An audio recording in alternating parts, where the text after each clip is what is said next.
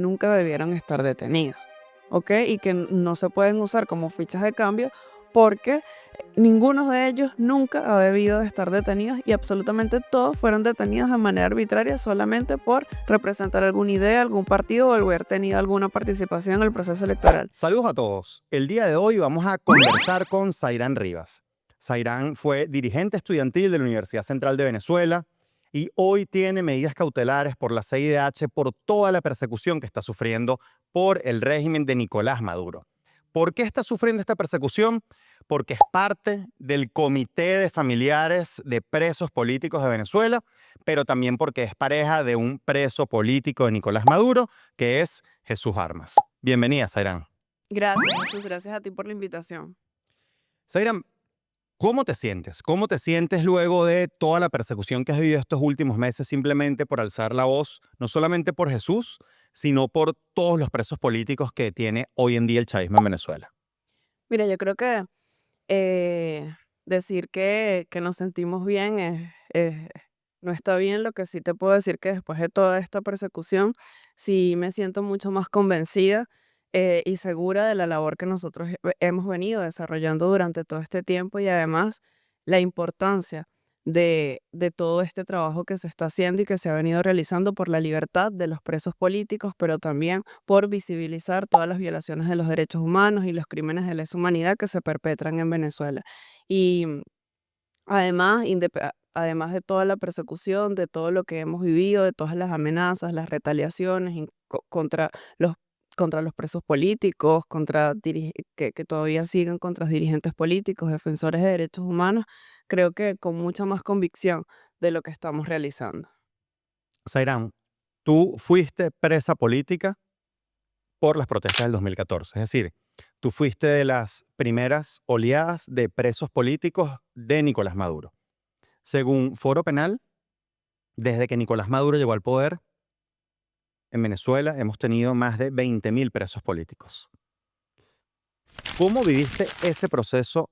en el 2014, cuando todavía había mucha gente en Venezuela que pensaba que esto no era una dictadura, que simplemente era un gobierno corrupto, que ahora tenía un nuevo presidente en el poder? Mira, el 2014 para nosotros fue comenzar a ver la consolidación de una dictadura, de un régimen autoritario, fue comenzar a ver cómo se estaba deteriorando toda la institucionalidad y cómo éstas eran usadas al servicio, en este caso del gobierno. Nosotros pudimos ver en ese momento lo que fue detener más de 200 jóvenes en una noche de manera arbitraria, pero además de eso, tenernos prácticamente por 2 días en ese momento desaparecidos. Además, ahorita te permite ver cómo ha ido aumentando ese patrón de represión, ¿no? En ese momento tuvimos abogados privados, ya ningún preso político tiene posibilidad de abogado privado. En ese momento tuvimos visitas, ya hay muchos presos políticos que siquiera pueden tener, en este caso, visitas. Y fue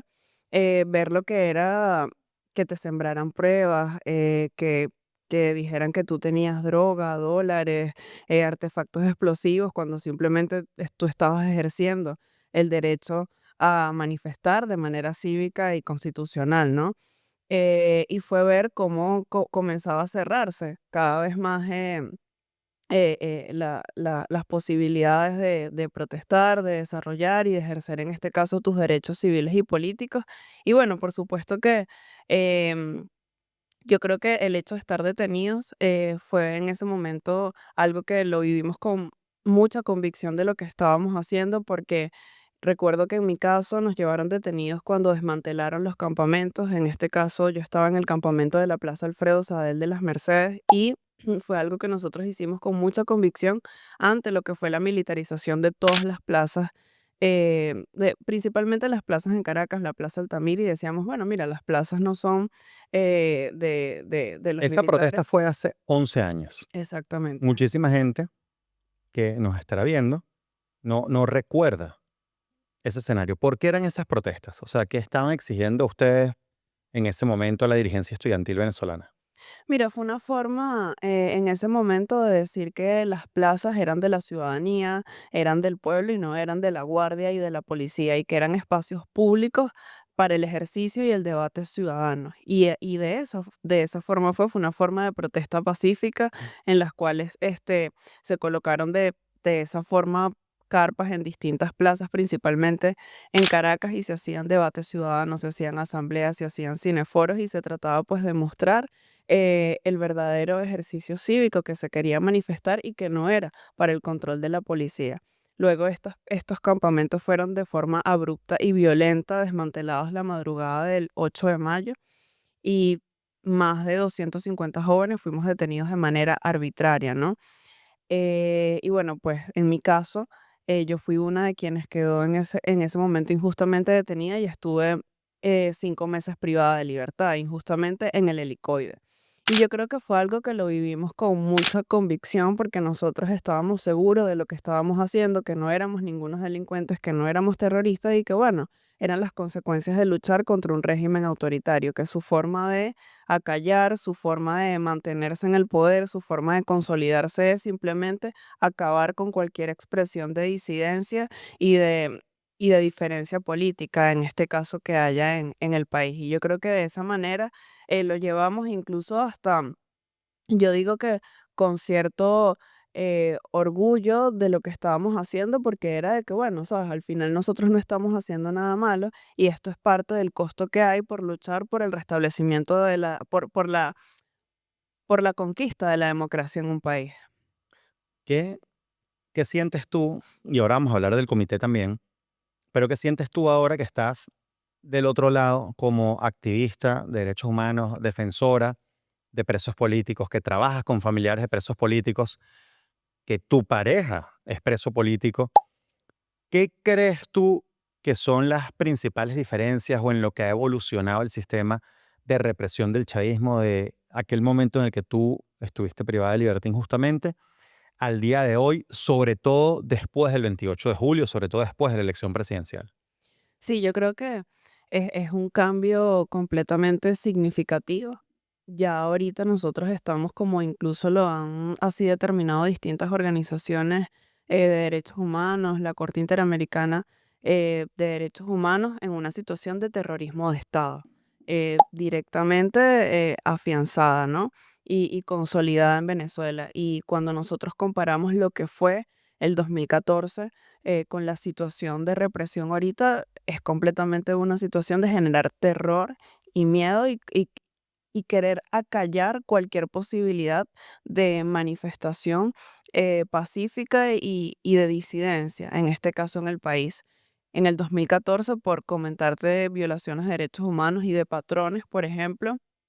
yo fui detenida de manera arbitraria, se comenzaban a ver estas detenciones arbitrarias y tuvimos la posibilidad de tener un abogado privado. Las desapariciones forzadas, habían casos ya de desapariciones forzadas, pero las detenciones arbitrarias y sobre todo las desapariciones forzadas, la violación del derecho a la defensa y el aislamiento como forma de tortura no se habían convertido en un patrón sistemático.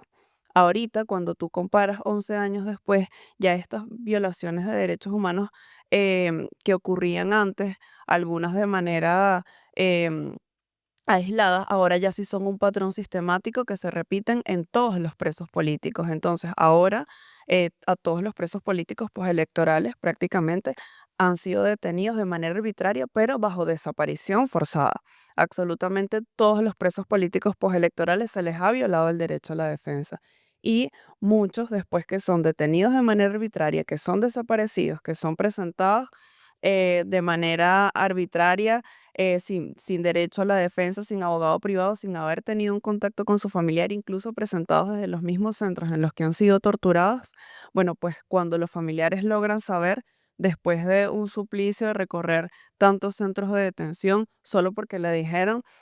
déjale aquí la medicina. Y entonces eso es ahora una respuesta de que el preso político está ahí, ahora también se le aísla y se le incomunica. Y tenemos en este momento en Venezuela presos políticos que tienen más de un año después de haber sido desaparecidos, que tienen a sus familiares solos llevando pertenencias personales al centro de detención y donde nunca han podido tener visitas ni llamadas, lo cual ahora es una nueva forma de tortura y un nuevo patrón, en este caso que se instaura en Venezuela. Entonces, cuando tú ves además lo que fue en una semana, en el mes de agosto, tener más de 2000 presos políticos en el país, lo cual además está así estadísticamente comprobado y analizado por distintas organizaciones de derechos humanos, que supera periodos de represión en picos fuertes como en Nicaragua, pero también donde tuvimos en Venezuela un promedio de 150 detenciones arbitrarias por día, supera picos de represión en lo que fue Argentina y Chile en cuanto a detenciones diarias. Bueno, vemos cómo en Venezuela se consolidó unos niveles de represión que nosotros nunca antes habíamos vivido en nuestra historia y que además es una completa situación de terrorismo de Estado y para sembrar miedo y terror en la sociedad. Yo quería pararme en ese punto que acabas de decir. Más de 2.000 presos políticos solamente en este ciclo post elecciones presidenciales. Edmundo González Urrutia gana la presidencia de la República e inmediatamente después viene una represión brutal, no solamente contra políticos, sino como tú acabas bien de establecer, contra la sociedad civil venezolana. Y esto me llama poderosamente la atención porque es verdad que las condiciones han empeorado, es verdad que tienen nuevos mecanismos de tortura, es verdad que violan más derechos humanos de los que ya violaban anteriormente, pero también es verdad que antes estaba el tema de los presos políticos mucho más reducido a los políticos. Ahora, los presos políticos, la inmensa mayoría, son venezolanos que no eran dirigentes en sus partidos políticos, que no eran diputados, que no eran primera línea de campaña con María Corina y con Edmundo, y que los agarraron en la calle simplemente porque tenía un estado de WhatsApp en una foto con María Corina, otro porque estaba diciendo en mi centro de votación ganamos y no queremos que nos roben la elección, otros porque salieron a protestar, otros porque exigieron su derecho, que se les reconociera su derecho a elegir libremente, porque el pueblo venezolano salió en paz a elegir un nuevo rumbo. La inmensa mayoría de estos nuevos detenidos fueron personas que simplemente estaban trabajando para que se reconociera el resultado de la elección presidencial. ¿Por qué tú crees que el chavismo le ha dado esa vuelta y ha avanzado y ha ampliado la represión no solamente a los políticos, sino también ahora a la sociedad civil en general? O sea, ¿o cuál crees tú que fue el punto de quiebre para que ellos dijeran, mira, ya no es solo los Juan Pablo Guanipa, Freddy Superlano, tal, sino ahora también vamos por la señora que le hizo las empanadas al testigo de mesa, el muchacho que salió con su bandera a protestar y así? Sí, yo creo que es una respuesta a tratar de frenar todo el descontento evidente de toda una sociedad que sabía cuál era la verdad y que estaba dispuesta a defenderla y que no se podía ocultar, cuando además muchas personas tenían los resultados, tenían las actas, habían sido partícipes de ese proceso y donde esto que nosotros estamos viviendo en Venezuela, de que persiguieran a un testigo o a un miembro de mesa solo por tener un acta, eso nunca antes se había vivido. O que o que el acta se convirtiera en un elemento clandestino, eso tampoco nunca antes se había vivido en la historia de Venezuela. Y el hecho de que salga toda la sociedad civil a manifestar pacíficamente y de que haya una represión tan atroz, bueno, es una forma de eso que te comentaba, de crear un estado de terrorismo y de que de un miedo generalizado en la sociedad y de que nadie quiera siquiera hablar, manifestar y poder consolidar de manera más fácil un autoritarismo y evitar cualquier posibilidad de expresión y de movilización popular, porque incluso una de las características llamativas del periodo de represión postelectoral es que fue enfático en los sectores populares y vulnerables de la sociedad venezolana, donde s- eh, los familiares y donde la ciudadanía estaba ya bastante afectada por la crisis humanitaria compleja que nosotros habíamos vivido en Venezuela, pero que además, cuando, por ejemplo, desde el comité nosotros documentábamos la mayoría de los familiares que tenían a los presos políticos en Tocorón o en Tocuyito, donde, por ejemplo, en Tocorón llegamos a tener más de 1.300 presos políticos, bueno, las personas no tenían siquiera para llegar, en este caso, al centro de detención. Y pudimos ver además cómo las injustas detenciones, y perpetradas de manera arbitraria profundizaron el estado de vulnerabilidad en la cual estaban ya muchas de estas familias, producto de la crisis humanitaria compleja que nosotros ya veníamos viviendo en Venezuela. Y llama la atención cómo se afincó la represión justo contra estos sectores populares de la sociedad venezolana que incluso durante mucho tiempo fueron afectos eh, al partido de gobierno. Sí, la verdad es que quienes más han sufrido al chavismo en Venezuela y quienes más sufren hoy al chavismo en Venezuela, sin lugar a dudas, son los más necesitados. Eso Así es es. así y eso lo sabemos todo el mundo y con los presos políticos no es una excepción lo que nos estás contando. Decenas, cientos de familias que no han podido ni siquiera trasladarse a intentar ver a su familiar preso porque no tienen para pagar el pasaje incluso de un estado a otro para poderlos visitar. La represión yo creo que ha lamentablemente además evolucionado hacia eso. Volviendo a este tema, te quería preguntar ahora, hoy en Venezuela está planteado un debate sobre la mesa con todo el tema de los presos políticos como moneda de cambio. Es decir, hay grupos de la sociedad venezolana que tienen interlocución con Nicolás Maduro o los actores que mandan dentro del chavismo y se abrogan las liberaciones de presos políticos en nuestro país. Es decir, nosotros logramos liberar a 10 presos políticos, nosotros logramos liberar a 8 presos políticos, 15, los que sean, con dos cosas que la gente no tiene muy claro y no entiende muy bien. La primera, que es que así como el chavismo no les da razón a los familiares cuando detienen ilegalmente a una persona, pues tampoco salen públicamente a decir que se liberaron tantas personas. Entonces son estos actores de la sociedad los que salen a decir liberamos a 5, a 10, a 15 o a los que sean. Pero por otro lado también vemos que sigue incrementándose el número de denuncias de desapariciones forzadas, como tú dices,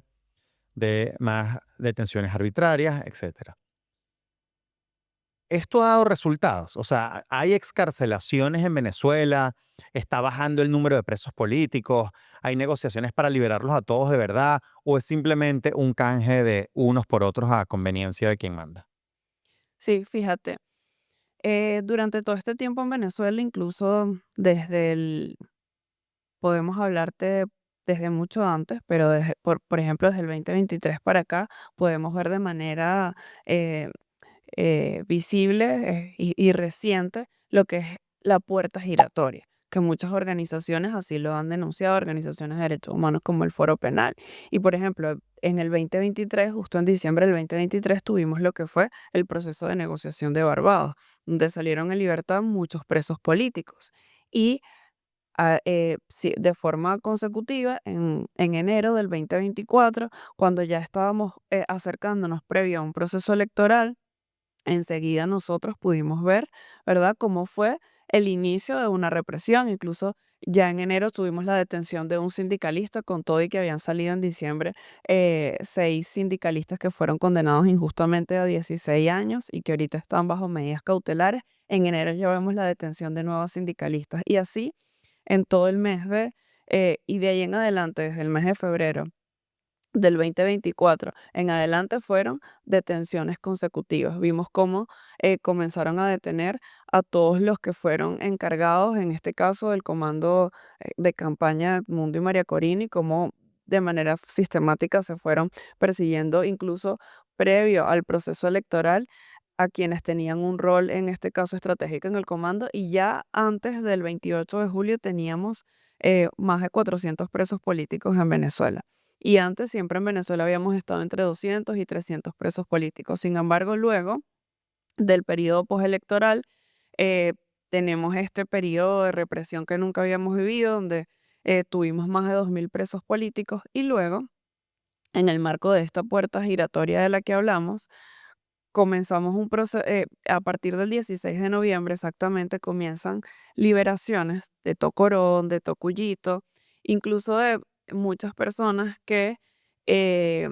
como producto de este terrorismo, incluso tenemos casos de personas que iban pasando por la calle cerca de una manifestación y se las llevaron. Llegamos a tener más de 100 adolescentes presos políticos, eh, con lo cual Wow. a los cuales se les violaron derechos humanos y fueron Abuelos, sometidos a personas mayores, personas mayores, ¿no? Y el caso, familiares. Hubo muchos casos de ujú, personas que iban a buscar a Jesús, a Pedro, a María, y como no conseguían a Jesús, a Pedro, a María, se llevaban a su hijo, a su hermano, a su pareja, a su así es. papá, a su mamá. No, y tenemos casos de activistas que lograron salir del país, pero que sus familiares siguen detenidos en Venezuela porque cuando fueron a buscarlos a ellos no estaban. Y es sumamente duro lo que han tenido que vivir. Y por ejemplo, el 16 de noviembre nosotros estábamos documentando excarcelaciones de Tocorón, de Tocuyito,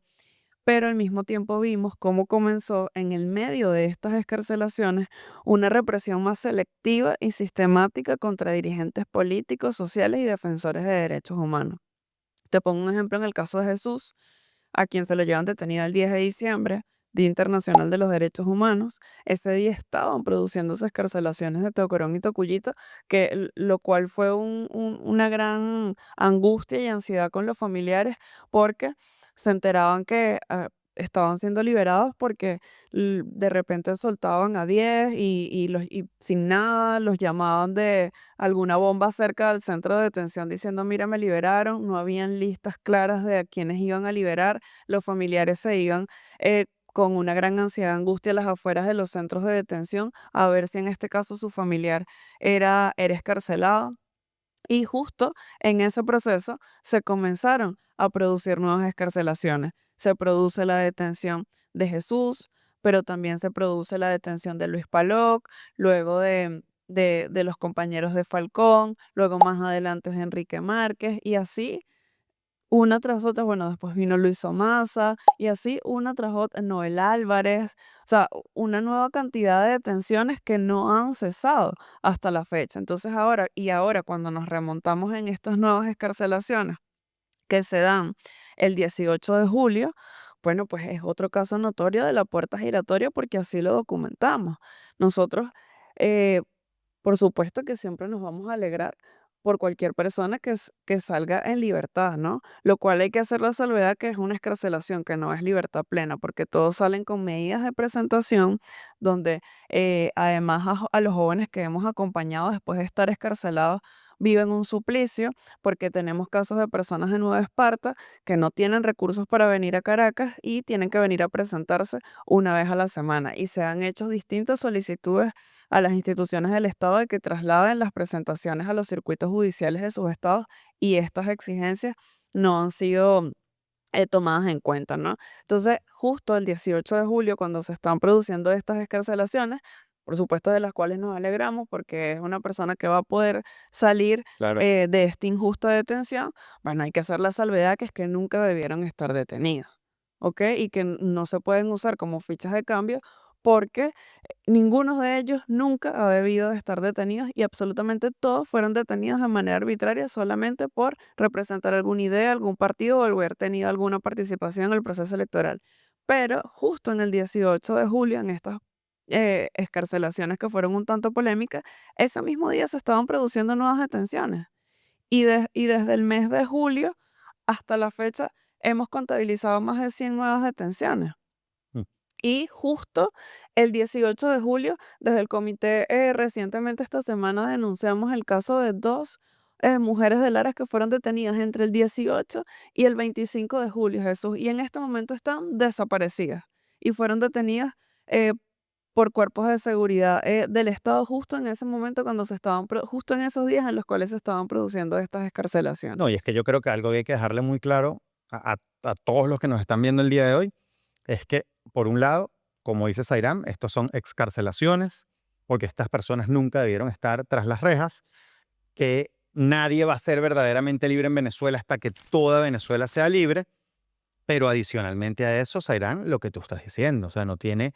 ningún sentido. Esta gente no está bajando los números de presos políticos, los está incrementando, porque excarcelan hoy a 5, a 10 y mañana están metiendo presos a 20 o a 30 o a 40, porque los usan de moneda de cambio, porque para ellos ya no son personas, son números, son fichas con la cual jugar un juego. A mí me gustaría que hablemos de Jesús, ¿no? Me gustaría que hablemos de todo el caso de Jesús Armas, me gustaría que hablemos de ¿Cómo lo detienen? ¿Cuándo lo detienen? ¿Cuál es su situación actual? Si tienes algún tipo de información sobre él. Y luego, bueno, ¿cómo te sientes tú con todo esto? ¿Cómo lo vives tú como pareja de un preso político venezolano? Sí,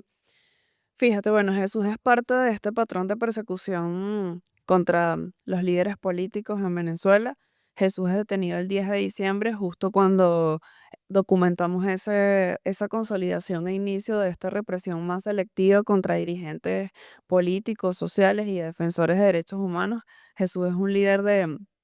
muchos años político en Caracas, fue concejal entre los años 2014 y 2018, pero además tenía un importante trabajo en Caracas bajo la ONG que preside, documentando distintas fallas a los servicios públicos, a la electricidad, acompañando distintas comunidades de Caracas, además en exigir sus derechos vulnerados por las fallas de los servicios públicos, y venía también desarrollando investigaciones como profesor también en la Universidad Central en lo que era el sector energético, ¿no?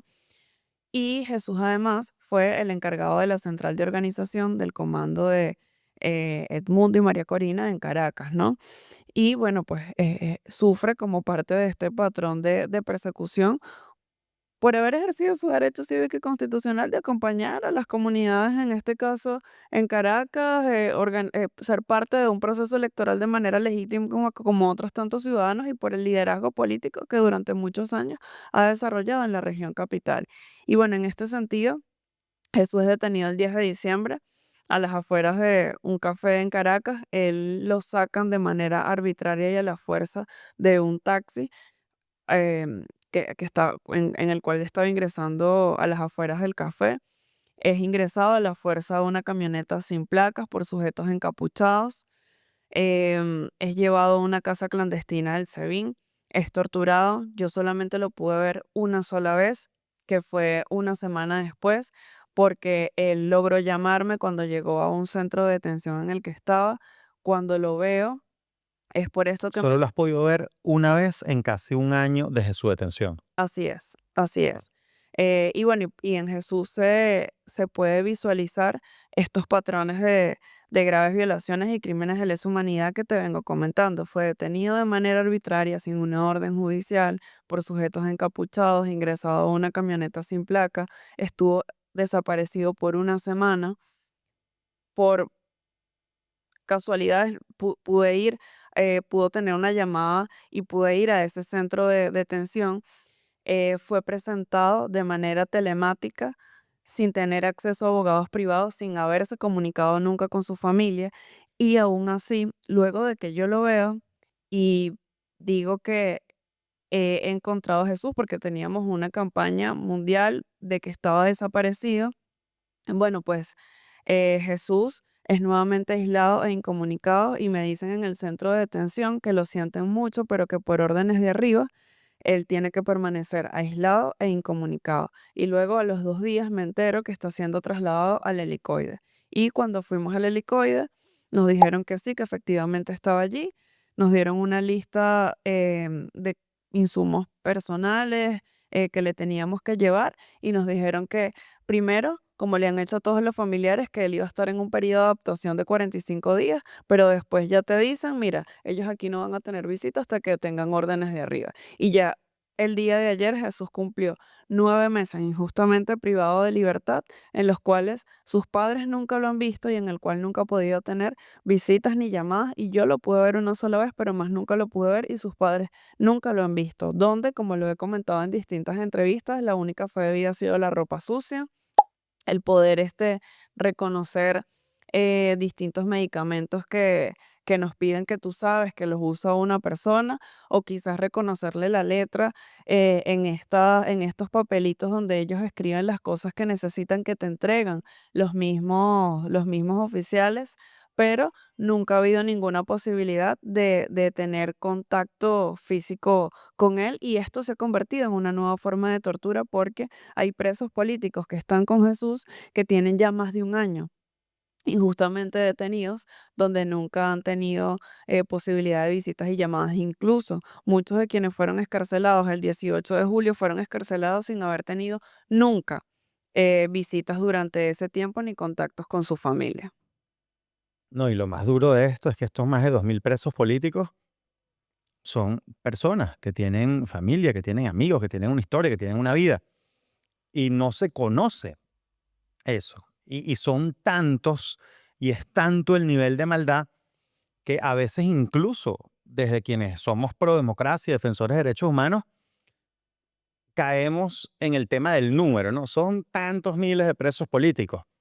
son tantos miles de vidas, ¿no? Que están desviando su... En particular, yo conozco a Jesús, lo conocí hace más de 15 años, imagínate tú en la universidad, y Jesús era una persona que estaba a las 6 de la mañana trancando la universidad para defender la libertad de expresión en el país, y a mediodía nos íbamos a, ¿sabes?, al paraíso, a jugar dominó con los vecinos, y en la noche estamos haciendo una colecta para entregar juguetes en... Es decir, son personas buenas, él está pendiente, o sea, él está, no es que está pendiente, él es responsable de sus padres, o sea, es una persona que yo conozco que además,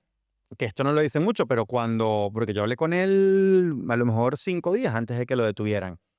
y él estaba muy contento, entre otras cosas, porque iba a empezar a dar clases en una universidad fuera de Venezuela. Entonces él estaba muy contento porque sentía, mira, ganamos la elección presidencial, el país va a cambiar, yo me formé, voy a poder ser talento venezolano que da clase fuera, voy a poder estar en la reconstrucción de mi ciudad, Caracas, que amo con locura, y sucede todo esto que está pasando. Entonces a veces este tema de, bueno, son 2.000 y pico de presos políticos, sí, pero también son miles de familias venezolanas que están sufriendo la pérdida injustamente de un familiar en las manos del régimen hoy en día, que se sepa, porque esa es otra que tú me dices, hay muchas desapariciones forzadas que no se saben, pero es que además somos millones de venezolanos que lamentablemente nos han separado también nuestras familias, porque sí, son miles que están presos, pero son millones que se han separado por La Trocha, por el puente Simón Bolívar o por Maiquetía, y esto es durísimo. Zairan, me llama mucho la atención entre las distintas cosas que has dicho, todo el tema de la comunidad internacional, ¿no? Además, te he visto que has estado muy activa haciendo denuncias ante distintas instancias de la comunidad internacional, pero los venezolanos, la verdad es que no le tenemos fe y no creemos en los multilaterales y las agencias de cooperación y la comunidad internacional como Naciones Unidas, por ejemplo, porque sentimos que con el tema de libertad y democracia en Venezuela no han hecho nada. Pero estas agencias internacionales, estos organismos multilaterales, Naciones Unidas, etcétera, CIDH, ¿cómo apoyan la causa de los presos políticos? Algo concreto, digamos, no avanzar hacia la democracia, no, no. El tema presos políticos en Venezuela. Sí inciden, estos informes sí sirven para algo, estas declaraciones sí sirven para algo. ¿Cómo es esa dinámica? Sí, mira, yo creo que sí sirven porque gracias a cada una de estas organizaciones e informes y documentación rigurosa que se han venido realizando, por ejemplo, podemos decir con completa rigurosidad que en Venezuela se cometen crímenes de lesa humanidad y que estamos en una situación de terrorismo de Estado. Y muchas de estas organizaciones internacionales que, bueno, pues tienen la credibilidad en cuanto a la evaluación de la situación de los derechos humanos en distintos países, lo han dicho con total responsabilidad de que en Venezuela hay una grave crisis de derechos humanos, que se cometen crímenes de lesa humanidad y que hay un régimen de terror y de persecución sistemática a la disidencia política. Lo que pasa es que estas organizaciones, bueno, pues no escapan de el autoritarismo y la dictadura que se ha consolidado en Venezuela, donde además de tener venezolanos presos políticos, ahora hay una nueva forma de represión, que es tener a extranjeros, ¿verdad?, injustamente detenidos como fichas de cambio para también presionar a la comunidad internacional y limitarles, en este caso, su accionar. Incluso la misma comunidad internacional y las mismas organizaciones de derechos humanos en distintas oportunidades han visto limitado su accionar, incluso para estar en Venezuela y para poder documentar las violaciones de derechos humanos. No les dejan ir a los centros de detención. El equipo del Alto Comisionado de las Naciones Unidas no está completo en Venezuela porque no se los permiten, los han amenazado, los han expulsado en este caso de Venezuela. Sin embargo, es importante eh, estos informes que se han realizado porque permite constatar de manera rigurosa las distintas torturas, tratos crueles y violaciones de derechos humanos que se han desarrollado en Venezuela y que además eh, las torturas y los crímenes de lesa humanidad no prescriban. Y esto va a ser muy importante para todo el trabajo de memoria, justicia y reparación, pero sobre todo de no repetición que nosotros tenemos que construir en Venezuela, en una sociedad que está profundamente eh, deteriorada en cuanto a todo el daño que le han hecho al tejido social, pero además con todas las violaciones de derechos humanos que han perpetrado, que se han desarrollado a lo largo de la historia y que realmente se requiere hacer un trabajo de suma importancia para que ninguno de estos crímenes de lesa humanidad se vuelvan a repetir nunca más, pero además para lo que va a ser la construcción de procesos de justicia. Nosotros sin ninguno de estos informes que se están construyendo va a ser posible la construcción, en este caso de procesos de justicia en un futuro en Venezuela, que son tan importantes para la consolidación realmente de la democracia. Y además que muchas de estas organizaciones en un sistema jurídico como el venezolano, que simplemente responde a los intereses del gobierno, donde tú no puedes tener abogado privado, donde básicamente los fiscales y los defensores públicos están atados de brazos y no pueden, a veces ya a veces ni siquiera le dan su nombre, ya ni siquiera les dan su nombre a los familiares. En el caso de Jesús, nosotros tuvimos que Increíble. popularmente hacer plantón en el Palacio de Justicia para conocer al defensor público. Porque cuando nosotros fuimos la primera vez al Palacio de Justicia, a ver si sabíamos cuáles eran los Claro, cargos que porque le están todos imputaban encochinados. a- Ellos no quieren que ustedes sepan los no, nombres. y saber cuáles eran los cargos que le imputaban a Jesús, nos dijeron, mira, él todavía no aparece en el sistema. Una persona que está, en este caso, detenida. Y 2 meses después fue que nosotros pudimos saber cuáles eran los cargos que le imputaban a Jesús porque no había tenido ningún tipo de derechos. Entonces, en este sentido, que las víctimas que no tienen, en este caso, un sistema jurídico, puedan ser acompañados por organizaciones de derechos humanos en Venezuela, pero también por organizaciones de derechos humanos internacionales que las están acompañando, que les están diciendo que entienden su dolor, que están documentando lo que pasa en Venezuela para que esto no quede en la impunidad y en el olvido, es sumamente importante. Y yo creo que es parte de los diferentes roles que tienen que jugar distintos actores en lo que implica la solución de un conflicto de esta magnitud en Venezuela y en la atención de la grave situación de los derechos humanos en este momento en el país. Seira, a mí me parece extraordinario todo lo que acabas de decir y de hecho es con lo que a mí me gustaría cerrar esta conversación, que es lo que viene el día después. Lunes en la mañana, amanece Venezuela en libertad y en democracia. Lunes en la tarde, ¿cómo ves tú que tiene que empezar a moverse el país con todos estos temas que me acabas de comentar? No solo lo evidente, la libertad de todos los presos políticos, civiles y militares, perfecto, pero para que haya justicia, para que haya memoria histórica, qué cosas puntuales, por ejemplo, yo estuve hablando con María Corina, con el presidente electo Edmundo González, y ellos tienen muy claro la libertad de los presos políticos, no te digo día uno, minuto uno, para empezar a reconstruir el país, todo el mundo en libertad. Libertad de los que se fueron de Venezuela, que vuelvan al país, libertad de la reunificación familiar y a partir de ahí mejorar todo. Pero luego de eso, ¿qué? Ustedes piensan en, no sé, a mí se me ocurre que una de las cosas que hay que hacer es cerrar todos los centros de tortura en el país, pero además los más grandes y visibles, quizá convertirlos en museos, para que la gente no olvide todo el daño que se le hizo al pueblo venezolano y nunca más caigamos en algo como esto que pasamos. Sí, yo creo que nosotros necesitamos un profundo proceso de reconstrucción del tejido social, de reconstrucción de la sociedad civil, de reconstrucción de sus instituciones, de reconstrucción de la civilidad en Venezuela, que ha estado tan deteriorada durante todo este tiempo y que básicamente se ha exaltado como cultura todo lo malo en Venezuela. Y creo que dentro de todo este proceso de reconstrucción de la sociedad, nosotros tenemos que hacer un profundo proceso de creación de memoria histórica que lo han hecho otros países que han pasado por regímenes autoritarios y por dictaduras cruentas para que realmente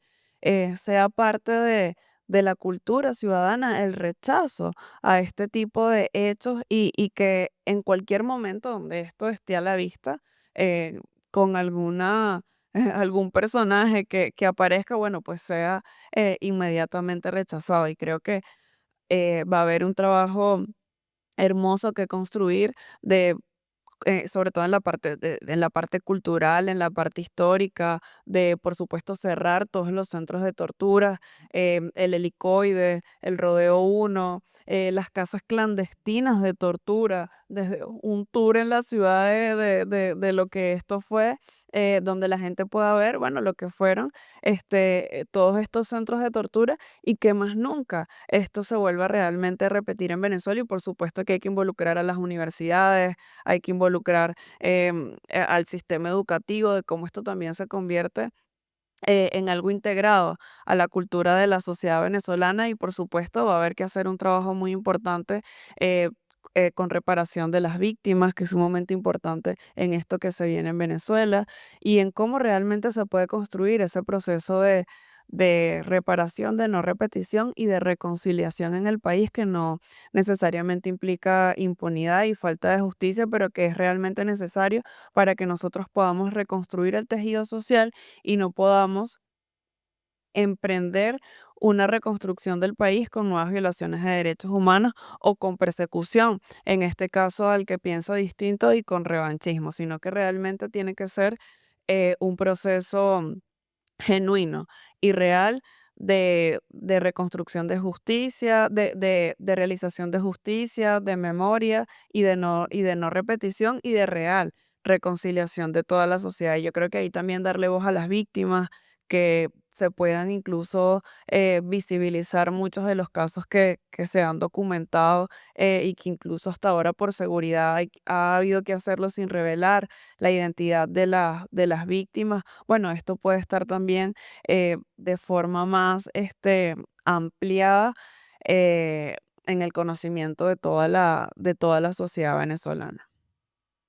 Muchísimas gracias, Zairán, por estar aquí. Si quieres darle un mensaje final a la gente que muestre esa Venezuela tan bonita que viene, donde todos nos volvamos a reunificar, te agradezco el trabajo que haces por todos los presos políticos venezolanos, te lo agradezco de corazón porque haces un trabajo por el país, te agradezco a ti, agradezco al comité de familiares y amigos de los presos políticos que están buscando la libertad de ellos, pero también la libertad del país. Así que, bueno, sin más, este es tu espacio, esta es tu casa. Cuando quieras venir, estoy convencido de que también pronto hablaremos es de la reconstrucción del país, porque eso viene y va a venir contigo, va a venir con Jesús y va a venir con los millones de venezolanos que han sido separados de una u otra forma de sus familias. Entonces me gustaría que para cerrar le digas a la cámara y a todos los que te ven qué va a hacer Zairán Rivas al momento que haya democracia y libertad en Venezuela y ya no tenga que ser una defensora y no tenga que ser la voz de miles de presos políticos venezolanos. Mira, yo creo que trabajar por la reconstrucción de la institucionalidad en Venezuela, porque realmente en Venezuela este tipo de atrocidades y violaciones de derechos humanos no se vuelvan a repetir nunca más, y que desde el espacio en el cual me toque trabajar, porque creo que son tantos que a veces el país está tan destruido que a Sí. veces es difícil ubicarse en un espacio desde el que me toque estar. Bueno, pues voy a trabajar con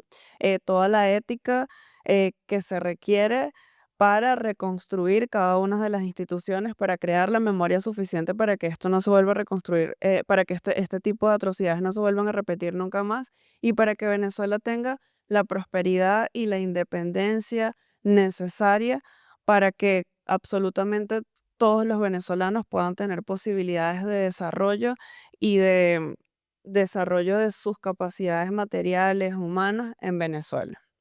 Gracias, Zairán, y espero que libertad, democracia en Venezuela me inviten a la boda, ¿ok? Entonces, bueno, esto ha sido todo por esta extraordinaria conversación con Zairán Rivas. Los invito, les voy a dejar acá en el enlace el perfil de ella, también las redes sociales, las distintas redes sociales del comité y todas las entrevistas que ellos han venido dando y que siguen luchando y que siguen en pie por la libertad, insisto, de todos los presos políticos y de toda Venezuela, porque aún en los momentos más oscuros y más duros de la represión más salvaje que ha habido en nuestro país en los últimos 30, 40, 50 años, aún cuando la gente no ha salido a la calle, los familiares de los presos políticos han seguido en pie de lucha. Así que no los olvidemos, apoyémoslos, porque además Venezuela va a ser libre, próspera, democrática y habrá justicia. Así que nos vemos la próxima. Chao, chao.